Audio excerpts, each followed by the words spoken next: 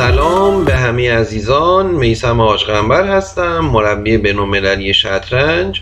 موضوع این فیلم آموزشی در مورد بریدن شاه است. در آخر بازی رخ در دیاگرام رو به رو، سفید شاه سیاه رو بریده و اجازه اومدن شاه به زیر پیاده رو نمیده. اگر شاه موفق بشه به زیر پیاده برسه، اون وقت بازی مساویه. اما ما یک مشکل بزرگ داریم و اون اینه که فاصله بین پیاده تا رخ سیاه 3 عرضه و شاه به تنهایی نمیتونه به این پیاده برای وزارت کمک کنه. برای مثال شاه به E4 کیش، شاه به D5 دوباره کیش، شاه به E5 دوباره کیش و بعد از شاه به F6 شما باید حتما در اینجا رخ رو برگردید و به پیاده حمله کنید، چون اگر رخ رو به F8 بیارید سفید با شاه E7 موفق میشه که پیاده رو برونه.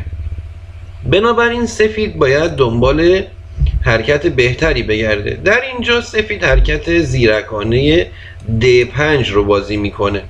من همیشه به شاگردان میگم که وقتی شاه حریف در گوشه قرار داره، شما باید به محض دیدن شاه حریف به فکر مات کردنش باشید و در اینجا ما با D5 فاصله رو 2 خونه میکنیم و سیاه امکان زدن پیاده رو نداره، چون بعد از شاه C4 یا باید مات بشه و یا باید رخ بده. بنابراین برای مثال اگر شاه رو تکون بده، ما بعد از شاه به E4 برای مثال رخ به E8 کیش، شاه به F5 دوباره کیش، شاه به E8 دوباره کیش، شاه به D7 موفق میشیم که پیاده رو وزیر کنیم.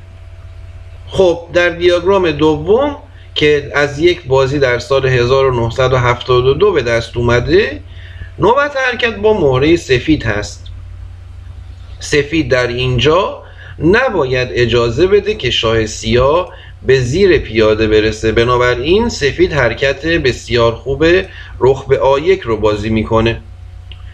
حرکت با رخ و کیش دادن دردی رو از سیاه دعوا نمیکنه. برای مثال اگر رخ B2 کیش بده، بعد از شاه به C5 رخ به B8 ما شاه رو به D6 میاریم و سیاه نمیتونه از روندن پیاده جلوگیری کنه.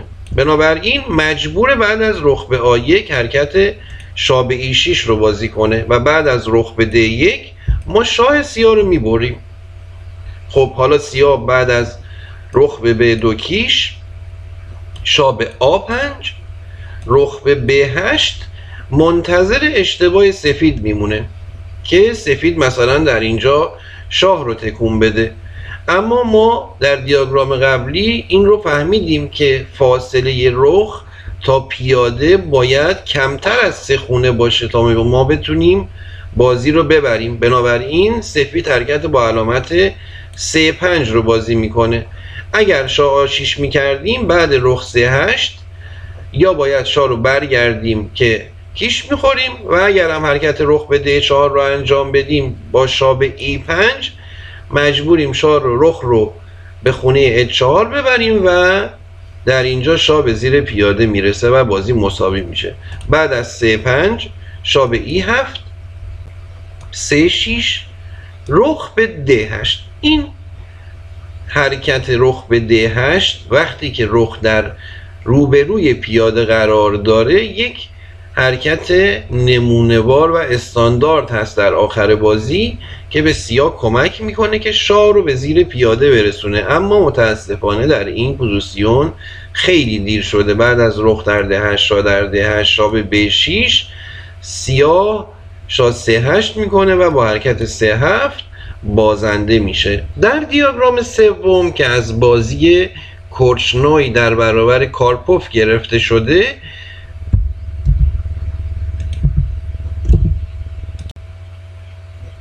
در دیاگرام سوم که از بازی کورچنوی در برابر کارپوف گرفته شده، هر کدوم از طرفین یک پیاده رونده دارند، اما شاه سفید به پیاده سیاه خیلی نزدیکه. برای مثال اگر سفید D3 انجام بده، بعد از شاه به F2 D2 شاه به E2 سفید میتونه شاه رو در زیر پیاده قرار بده، پیاده رو برونه، رخ سیاه رو منحرف کنه و به راحتی پیاده رو بگیره و چون رخش پشت پیاده هست بازی رو میتونه به پیروزی برسونه. اما آقای کارپوف در اینجا ایده قشنگی به ذهنش میرسه.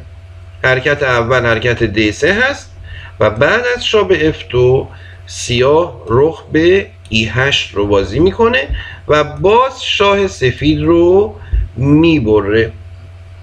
در صورت A7 ما میتونیم با D2 بازی رو مساوی کنیم و اگر سفید بخواد رخ به A2 بازی کنه ما هم رخ به E7 بازی میکنیم.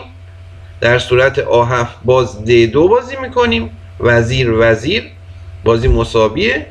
و اگر سفید اینجا رخ به D2 رو بازی کنه حرکت زیرکانه رخ به E6 رو میتونیم بازی کنیم. برای مثال بعد از A7 میتونیم با رخ A6 رخ در D3 رخ در A7 بازی رو به مساوی بکشونیم. امیدوارم که از ویدئوی امروز لذت برده باشید. ما رو در شبکه‌های اجتماعی دنبال کنید، به دوستانتون معرفی کنید و لطفاً لایک و کامنت یادتون نره.